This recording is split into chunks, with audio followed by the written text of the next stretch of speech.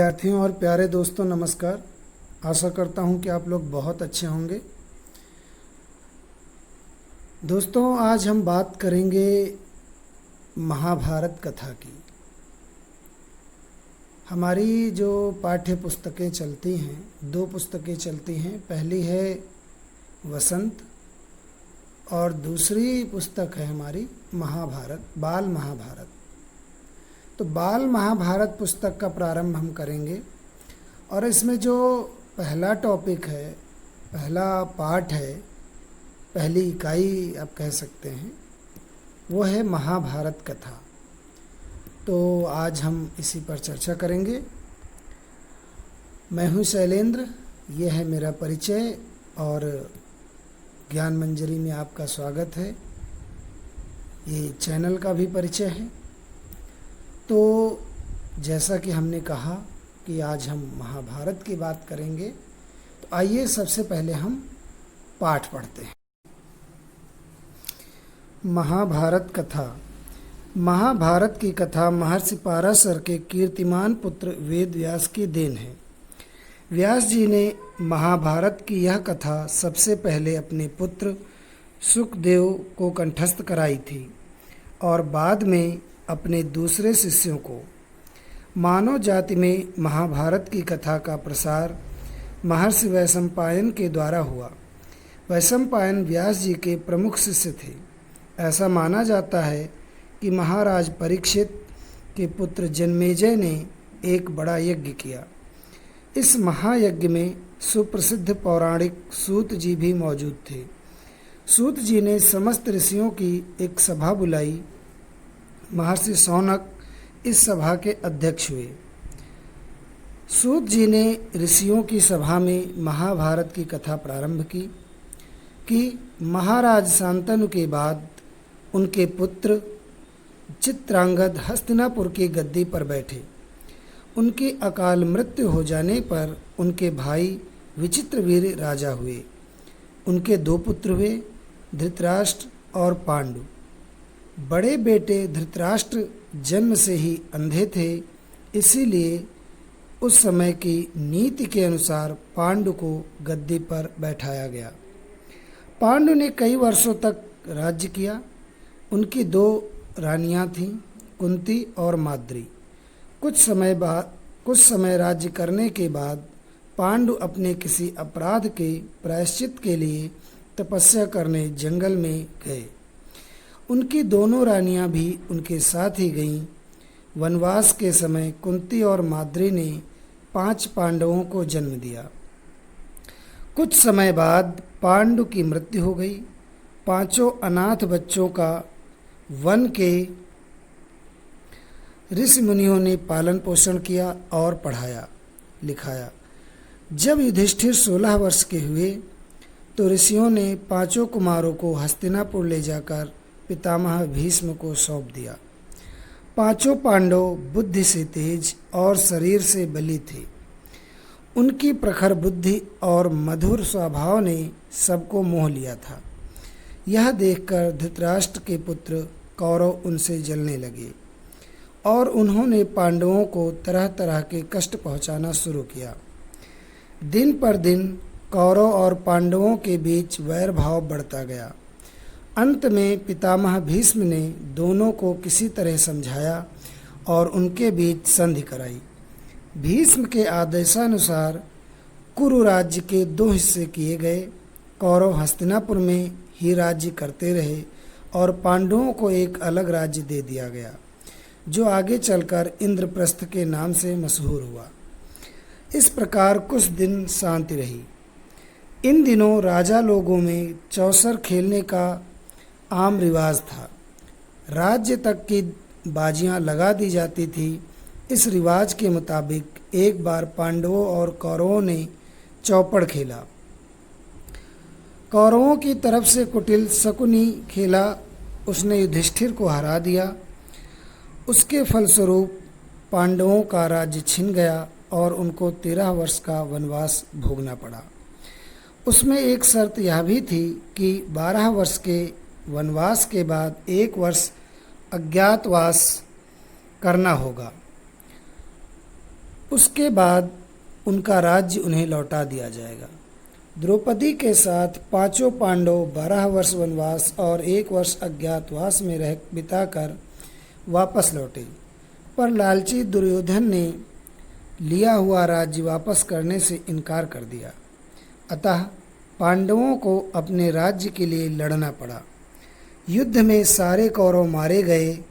तब पांडव उस विशाल साम्राज्य के स्वामी हुए।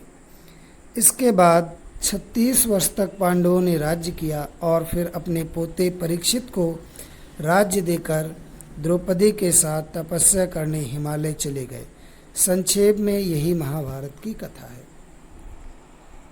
विद्यार्थियों, मैंने पूरा एक साथ पढ़ दिया है ना, आपको भी लगा होगा कि तो खैर मैंने पूरा इसलिए पढ़ दिया कि कहानी में मैं कोई रोक टोक नहीं चाहता। कई बार कहानियाँ पढ़ने में मुझे ना ऐसा लगता है कि कहानी जब शुरू हो तो फिर लास्ट तक चलती जाए और अंत तक कहानी सुन ली जाए। आपको भी ऐसा लगता होगा, मैं ऐसा सोचता हूँ और ये स्वाभाविक भी है। लेकिन कहानियाँ चूँकि काफ़ी बड़ी होती हैं, लंबी होती हैं, तो उन्हें मैं पूरा एक साथ नहीं पढ़ाता हूँ। लेकिन यहाँ पर मुझे पता था कि ये जो पहला पाठ है, महाभारत नामक जो पुस्तक आपके यहाँ चलती है, दूसरी पुस्तक, पहली वसंत है और दूसरी महाभारत, तो ये जिसका पहला चैप्टर है, मैं जानता था कि अपेक्षाकृत छोटा है, तो मैंने कहा पढ़ लेता हूँ। दूसरी बात कि महाभारत की जो पूरी कथा है वो इस पाठ में संक्षेप में आपको बता दी गई है। वैसे आप लोगों ने महाभारत देखी भी होगी और सुनी भी होगी और इसके अनेक संस्करण मतलब अनेक रूप आप लोगों ने पढ़े भी होंगे। अगर नहीं पढ़े हैं या नहीं सुना है तो देखा तो अवश्य होगा। सीरियल तो अभी कुछ दिन पहले भी टेलीविज़न पर आ रहा था, दूरदर्शन पर आ रहा था, तो काफ़ी सारे बच्चों ने देखा ही होगा। लेकिन यहाँ पर अंतर क्या है कि ये जो कथा लिखी गई है, ये जो पुस्तक लिखी गई है, ये विशेष रूप से आपकी आयु वर्ग के बच्चों को ध्यान में रखते हुए लिखी गई है। इसमें बहुत विस्तार नहीं है। कहानी को एक तरीके से सरलीकृत किया गया है, सरल बनाया गया है और आपके लिए उपयोगी बनाया गया है। तो इन बहुत सारी बातों का ध्यान रखते हुए महाभारत की ये पुस्तक लिखी गई है। तो आज हम इसी बारे में चर्चा करने के लिए बैठे हुए हैं। आपसे चर्चा करेंगे, आपसे बातें करेंगे। अच्छा, तो मैं ये कह रहा था कि इस पाठ में, यानी जो पहला पाठ इसमें दिया गया है, पहली इकाई दी गई है, उसमें महाभारत की कथा संक्षेप में दी गई है। आप लोगों ने सुनी और समझी। अगर कुछ नहीं समझ में आया तो एक बार मैं पुनः जो है सुना देता हूँ, आपको कह देता हूँ। सुना तो दिया ही है, उस पर थोड़ी सी टिप्पणी और एक संक्षेप में अपने शब्दों में आपको बता देता हूँ। तो देखिए, महाभारत की जो कथा है, जैसा कि इस पुस्तक में लिखा है और जैसा कि बताया जाता है, महर्षि पाराशर के पुत्र थे वेद व्यास। वेद व्यास का तो नाम सुना ही होगा आप लोगों ने। महाभारत की रचना किसने की? वेद व्यास ने की, ये आपको पता होगा, है ना। प्रश्न पूछा जाता है कि बात भाई, रामायण की रचना किसने की? वाल्मीकि ने की। और महाभारत की रचना किसने की? महर्षि वेद व्यास ने की। तो वेद व्यास जो है वो महर्षि पाराशर के पुत्र थे और व्यास जी ने ही सबसे पहले इस कथा को सुनाया। और किसको सुनाया था? सुखदेव। सुखदेव जो उनके पुत्र थे, यानी वेद व्यास जी के पुत्र थे। उन तो सुखदेव को ये कथा कंठस्थ कराई थी। और उसके बाद सुखदेव ने जो है ये कथा सुखदेव, चूँकि अगर मानव जाति की बात करें, यानी मनुष्यों की बात करें, चूँकि देवताओं में या ऋषियों की बात हो रही थी अभी तक, अगर मनुष्यों में बात करें तो वैशंपायन द्वारा इसका प्रसार किया गया, महाभारत कथा का प्रसार किया गया। और ऐसा माना जाता है कि जो महाराज परीक्षित थे, महाराज परीक्षित कौन? युधिष्ठिर के पौत्र, जैसा कि अभी इसमें आया भी था। तो उन्होंने एक यज्ञ किया था जिसका नाम था परीक्षित के जो पुत्र थे जिनका नाम जन्मेजय था, तो उन्होंने एक यज्ञ किया था। और उस यज्ञ में सूत जी, पुराणों में जिनका जिक्र आता है सूत जी का, तो वो भी मौजूद थे वहाँ पर। और उन्होंने ऋषियों की एक सभा बुलाई और वहाँ पर जो शौनक ऋषि थे वो उसके अध्यक्ष बनाए गए। और वहीं पर जो है महाभारत की कथा का प्रारंभ सूत जी ने किया। ठीक है, तो खैर इन बहुत सारी बातों को आपको याद करने की विशेष ज़रूरत नहीं, बस इतना याद रखिए कि महाभारत की रचना वेद व्यास जी ने की। और जो है वैशंपायन को जो है मनुष्यों में इस कथा को फैलाने का श्रेय दिया जाता है। तो खैर ये सब बातें हुई, लेकिन हम मुख्य रूप से ये जानेंगे कि महाभारत की कथा है क्या। तो महाभारत की कथा संक्षेप में ये है कि हस्तिनापुर के एक राजा थे जिनका नाम शांतनु था, और उनके 2 पुत्र थे। वैसे तो उनके 3 पुत्र थे भीष्म को लेकर के। भीष्म पहली पत्नी जो गंगा थी, अभी वो सब आएगा आगे तो आपको विस्तार से बताया जाएगा। लेकिन तो भीष्म थे, लेकिन उन्होंने विवाह नहीं किया। और उसके बाद जो शांतनु की दूसरी पत्नी थी सत्यवती, उनसे 2 पुत्र हुए थे, चित्रांगद और विचित्रवीर्य। तो चित्रांगद सबसे पहले गद्दी पर बैठे, लेकिन उनकी मृत्यु हो जाने के बाद जो दूसरे पुत्र थे विचित्रवीर्य, वो राजा हुए। और उसके बाद उनके 2 पुत्र हुए, किसके? विचित्रवीर्य के। विचित्रवीर्य के 2 पुत्र हुए धृतराष्ट्र और पांडु। बड़े थे धृतराष्ट्र, इसलिए गद्दी धृतराष्ट्र को मिलनी थी, लेकिन चूंकि वो जन्म से अंधे थे इसीलिए गद्दी मिली किसको? पांडु को। अब पांडु ने तो कई वर्षों तक राज्य किया, लेकिन उसके बाद अपना जो भी अपराध किया हो, कोई गलती की हो, और उसके प्रायश्चित के लिए वो कहाँ चले गए? तपस्या करने। और उसके बाद उनके साथ उनकी पत्नी कुंती और माद्री भी थी, और वहीं पर पांडु की मृत्यु भी हो जाती है। और कुंती और माद्री से वहीं पर 5 पुत्रों का जन्म होता है, पांडु के 5 पुत्रों का, जिन्हें पांडव कहा जाता है ना। उनके बारे में भी आप लोग आगे पढ़ोगे। तो जब ये बच्चे पैदा हुए, उत्पन्न हुए, तो ऋषि मुनियों ने उन्हें उनका लालन पालन किया, पढ़ाया लिखाया। और उसके बाद जब वो 16 वर्ष के हुए तो उनको ले जा कर के हस्तिनापुर में पितामह भीष्म को सौंप दिया। पितामह भीष्म कौन? राजा शांतनु के जो बड़े पुत्र थे। ठीक है, पहली पत्नी गंगा से जो पुत्र हुए थे, तो वो उनको ले जा कर के सौंप दिया। उनको पितामह भीष्म कहा जाता था। पांडव बुद्धि और शरीर दोनों से ही सशक्त थे, शक्तिशाली थे। बुद्धि तेज थी उनकी और शरीर से बली थे। धृतराष्ट्र के जो पुत्र कौरव थे, उन्होंने ये सब देखा तो शायद उन्हें जलन हुई, और इस प्रकार उस जलन को मिटाने के लिए उन्होंने पांडवों को कष्ट पहुंचाना प्रारंभ किया। दिन पर दिन कौरव और पांडवों के बीच जो है वैरभाव बढ़ता ही चला गया।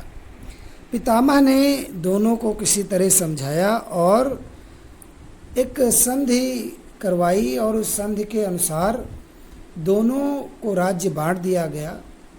और जो कौरव थे उनका राज्य कुरु कहलाया, और जो दूसरा भाग हस्तिनापुर का ही, हस्तिनापुर पर ही राज्य करते रहे जो कौरव थे।